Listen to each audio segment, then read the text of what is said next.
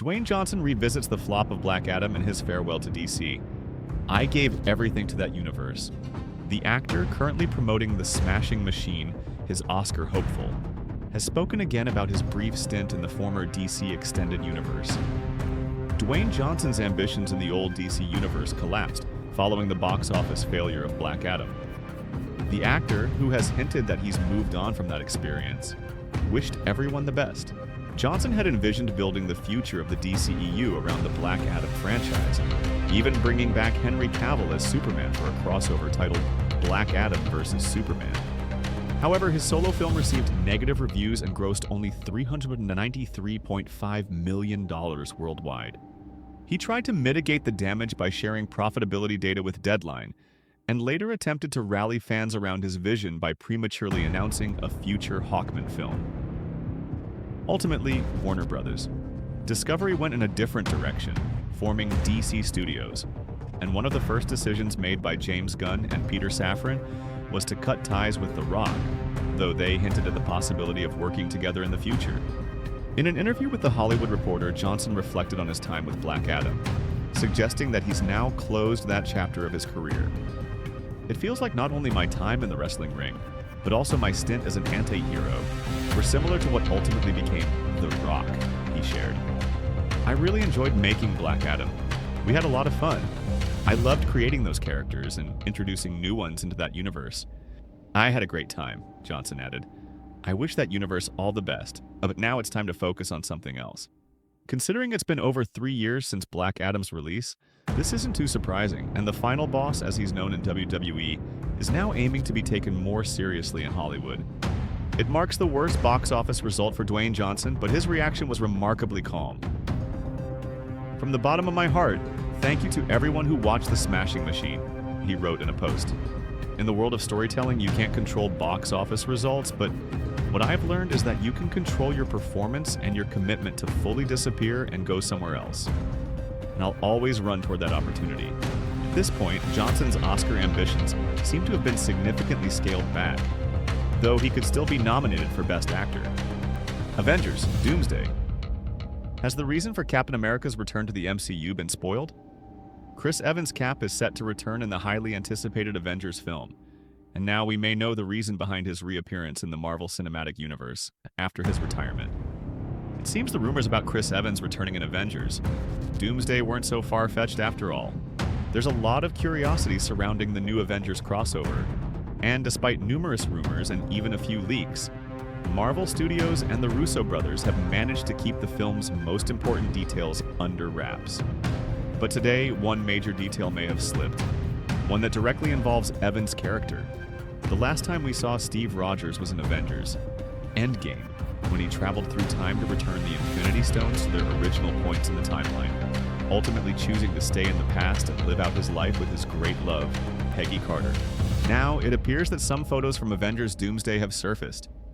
At the time of writing, they haven't yet been published on social media, but one of the individuals who leaked images from the Daredevil, Born Again, set claims to have seen Chris Evans wearing a new Captain America suit, not the one from Endgame, with Steve Rogers wielding Mjolnir.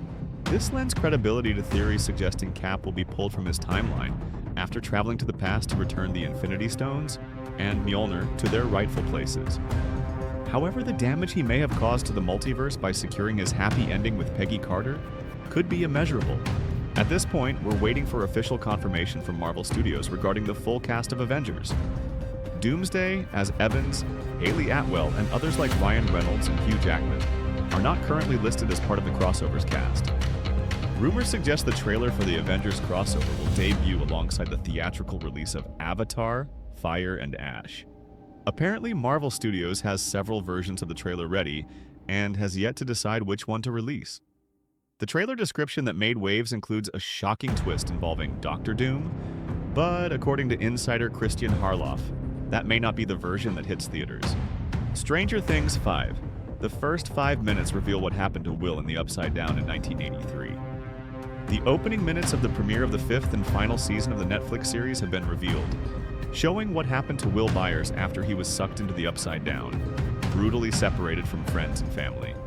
The final season of Stranger Things will take us back to where it all began, as shown in the first 5 minutes of the fifth and final season, unveiled just a few hours ago during an exclusive streaming event. The premiere of Stranger Things 5 will open in the Upside Down, with a confused and freezing Will Byers forced to flee from a rampaging Vecna. The events take place on November 12, 1983, 6 days after Will's disappearance. What happens in the first 5 minutes of Stranger Things 5? The scene opens with Will curled up in the Upside Down, trying to muster courage by singing, "Should I stay or should I go by the Clash?" while trembling from cold and fear. Suddenly, a Demogorgon bursts onto the scene trying to catch him. The boy runs, climbing a tall tree and jumping to another, but the branches break and he falls to the ground. He is then dragged into a shelter where he comes face to face with Vecna. "Finally, we can begin," says Vecna, played by Jamie Campbell Bower. "You and I are going to do wonderful things together, William. Wonderful things." Meanwhile, a tentacle attaches to Will's face and injects a substance into his body. Show creators Matt and Ross Duffer told Entertainment Weekly last week that the final episodes of Stranger Things will satisfy even the most demanding fans. Ross Duffer teased that viewers will start to learn more about what happened and how it all connects to Vecna. Matt Duffer added that the final episodes will provide answers to fans' lingering questions. A large part of the season was built around the idea of closing the loop, answering many of the questions raised in the first season. I think the two most important questions we didn't answer back then, and that we will answer in these new episodes, are: what exactly is the Upside Down? And why was Will taken? Said Matt. He concluded, "Since the story began with Will and his disappearance, we felt that to close the loop, it had to end with him. In the last 2 seasons, we've somewhat neglected Will, so there's a lot to explore with him, both in terms of character and plot." The first 4 new episodes of Stranger Things 5 will be available on November 27 on Netflix, followed by 3 more on December 26, and the grand finale will stream on January 1st, 2026. Michael. In the biopic trailer, Jafar Jackson becomes the King of Pop director. Antoine Fuqua brings Michael Jackson's story to the big screen, and the first images from the project reveal the transformation of his nephew. The story of Michael Jackson is coming to theaters in a film directed by Antoine Fuqua, with the first trailer now released, showcasing the transformation of Jafar Jackson, the King of Pop's nephew. Currently, Lionsgate has not confirmed whether the project will be split into 2 parts, and the video released online does not clarify whether a decision has been made. The trailer shows Michael Jackson, portrayed by his nephew Jafar, working in the studio on some of the songs that made him famous. It also recreates moments from the filming of the iconic Thriller video, and some of the performances that remain etched in the memories of fans and music lovers. Michael is a cinematic portrayal of the life and legacy of one of the most influential artists the world has ever known. The film will go beyond the music, tracing Jackson's journey from the discovery of his extraordinary talent as the lead of the Jackson 5 to his rise as a visionary artist with immense creative ambition. The biopic will also explore his life off stage and recreate some of the most iconic performances of his solo career, offering a previously unseen portrait of the music legend.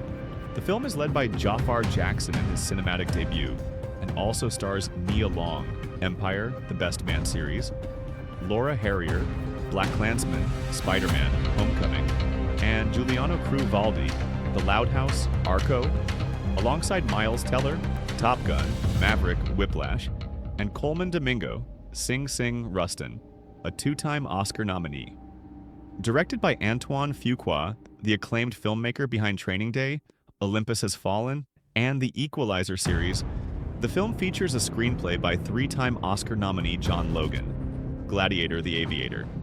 It is produced by Oscar winner Graham King, The Departed, Bohemian Rhapsody, John Branca, executive producer of This Is It, Thriller 40, and John McClane, executive producer of This Is It, Michael Jackson Live at Wembley, July 16, 1988.